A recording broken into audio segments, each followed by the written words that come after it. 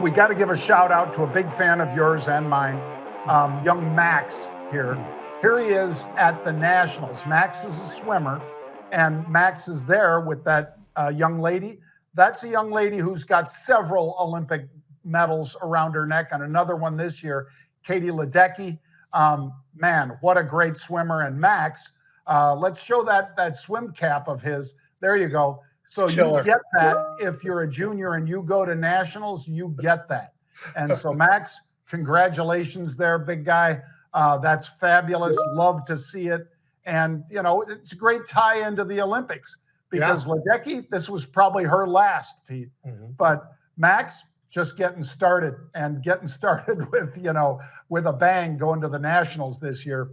Nicely done, Max. That's killer. That's awesome. That's absolutely awesome. All right, John, let's just jump into the sports. I got something to just run by you. So I was looking at the NFL today, and I everywhere I looked, all the conversations were some about free agency, what receivers should be getting paid. Some of them are sitting out. You've got the Brandon Ayuk thing going on. You've got others. You've got Cincinnati. You've got a lot of different teams where you've got some guys out there that think they should be paid. Dallas Cowboys have got multiple people.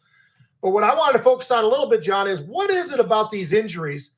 You know, last year we had some, this year we've had some, and I think this year it's even far worse because everywhere I look, and that was something that stood out to me when I was on some of the different sports spots that I go to, ESPN being one of them, it's a highlight of injuries. The whole thing is like an injury report. Everything about it is like a mash unit.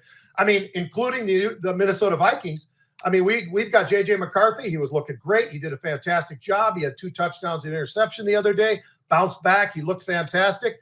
Now he's got to have a knee surgery. They don't know how long he'll be out, but the odds are that he's out at least 6 or 8 weeks, probably, and maybe even the season. So what is going on, John? I mean, I look around, I see Nick Chubb, Odell Beckham, Chase Claypool, T.J. Hawkinson, tight end for the Vikings, J.J. McCarthy, quarterback for the Vikings, Bradley Chubb. I mean, everywhere I look, Eric Armstead, Miami, all of these guys are hurt. A lot of big names. Now, I guess what I'm questioning is, and a lot of people, and I don't want to turn this into a political thing, but something is causing this to happen more. And I don't know what it is because these guys have powerful folks that work them out, a lot of different ways of eating. A lot of these guys have absolutely their own chef that takes care of them just so they can be at the top level of whatever it is that they are doing for a defensive line, O-line, running back, quarterback. Somebody needs to lose weight. Somebody needs to gain weight, more muscle, all of that.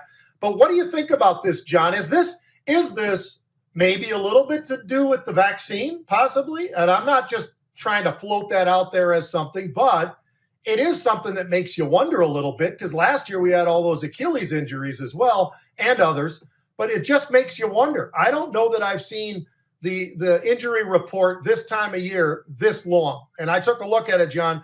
It was multiple pages of length of how many guys are right now on the injury report. Yeah, well, and it could be, Pete, that even though these athletes are super elite, they are right on the edge.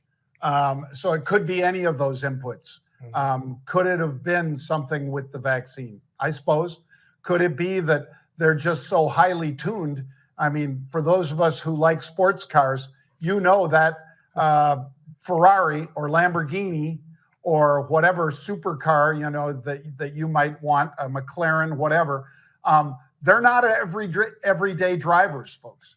You compare that thing to an F-150 like Pete's driving around in, he never has to bring that thing into the shop, ever. Maybe you change the oil. Same thing with my Jeeps down here in Puerto Rico, Pete. You just change the oil and everything's cool. But you get a sports car, they're much more high-strung. And I'd say these athletes who have pushed themselves through the drills they do combine and so forth, Pete, like J.J. McCarthy, like every athlete that was at the combine, they pushed themselves to be just that much faster in that 40-yard dash, to be just that much stronger in that bench press or in the high jump, the vertical jump or horizontal jump or any of those things. And I think when you're on the edge that far, it doesn't take much more than a tweak for all of a sudden that to become a meniscus, which is what J.J. McCarthy has, a meniscus tear, maybe not all the way through. We hope not. But also, Pete, I don't think they can put him in on injured reserve. They'll do that operation right away and figure it out. But they can't put him on injured reserve and take him off before training camp. They'd have to leave him on and then put him on injured reserve after, because too many teams, as Pete knows, used to play games with that so that you could basically put a guy on injured reserve and then pull him off fourth week of the season. And it was basically a way to play games with the roster. Can't do that anymore. You put him on injured reserve during training camp, he's gone for the season. And hopefully when they open up JJ, Pete, he doesn't need to have the surgery that would indeed keep him out for the season. But, you know, with the numbers the way they are this year, I wouldn't be surprised if he doesn't take any snaps in games this year. Yeah, and the disappointment for any Viking fans out there is, you know, we didn't expect, being here in Minnesota, that they're going to the Super Bowl, but J.J. McCarthy gave you a lot of reasons why it might be pretty interesting with the receiver core that they've got, the tight ends that they've got, nice offensive line, a new running back in Aaron Jones from Green Bay coming over here to the Minnesota. There's a lot of reasons people were pretty excited, but I wouldn't say that there was Super Bowl aspirations, because they might have aspirations, but they weren't a Super Bowl team. Anyway, next up, you know who else out there is an investor in a big way and had aspirations for a Super Bowl and got it pretty quick? Jerry Jones, John. Yep. This guy's a absolute phenomenal owner who defied all of the different folks out there that were pushing against him when he paid, was it 110 or 140 million? It really doesn't really matter, John, but when he bought the Dallas Cowboys, it was somewhere within that range, and it doesn't matter. Call it 150 million, whatever, doesn't matter at all. Sportico came out today and said, you know what? The most expensive team in the entire NFL, the Dallas Cowboys. How about them Cowboys? I mean, $10.32 billion is the value presently for a guy who was considered an idiot by so many people back in 1992, 93, whenever it was. 96 is the last time, however, I think they won the Super Bowl. So he's got to be frustrated about the Super Bowl issues and all the rest of it, but he's got a great quarterback, got to sign him. Great receiver, still got to sign him. Unbelievable defensive end / linebacker, got to sign him.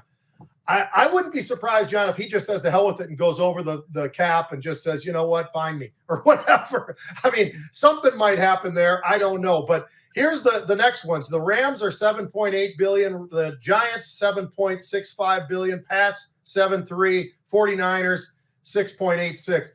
The entirety of the NFL now, $190 billion is the value of the NFL teams at this point in time. I mean, this is absolutely amazing.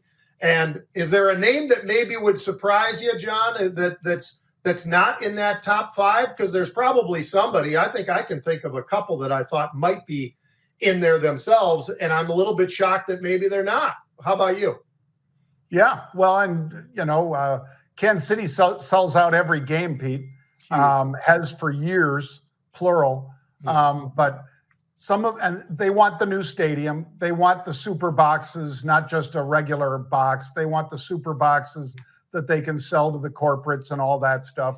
But your point about Jerry Jones, it's not a 10X for Jerry Jones.